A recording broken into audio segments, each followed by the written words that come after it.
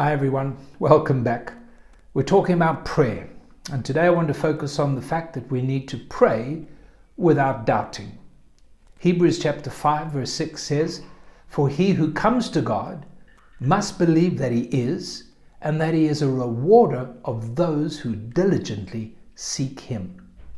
God always listens to those who seek him. And that's how effective our prayer life can be. We're not just praying words. It's not religious speech, but it's our heart's cry to God. That's the process of seeking him. And he has promised that he will always reward those who diligently seek him. In other words, we must be careful that we are not looking for the reward. We're not looking for the result. We're looking to seek God in any given situation. Let God decide the if, the how, and the when, what he wants to do. Our responsibility is to seek him and to look to him for God to have his way. In the book of James chapter 1 verse 6 he says, "If we pray, we must pray in faith, without doubting.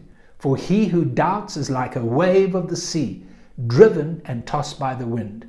In other words, when we pray for a specific result and we don't really know that this is what God wants to do, then we're looking at the natural. Even if we do know what God wants to do, it's always a temptation to look for a reaction or for something to change. We pray one day, we look for change the next day. Prayer is seeking God and letting God do what God wants to do. We can't doubt. If I start to look in the natural, then I think, oh, this hasn't worked. This has not been effective. Maybe I've prayed wrong. And we get all confused. But we need to walk by faith and not by sight. I'm always reminded in 2 Kings 4 of the woman who was blessed with a son through the ministry of the prophet. It's very clear. She didn't ask for the son, but she was blessed through the prophet. And when the boy got sick and died, the first thing she did was to go to the prophet and say, "Listen, you started it, you must finish it.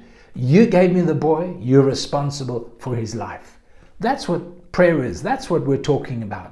This attitude of heart where regardless of the circumstance, whether things get better or not, whether that person changes or doesn't change, whether the sickness comes or goes, we're not looking for the reward, the result. We're looking to God in the situation, keeping our hearts pure and well, and I promise you, he will not disappoint you.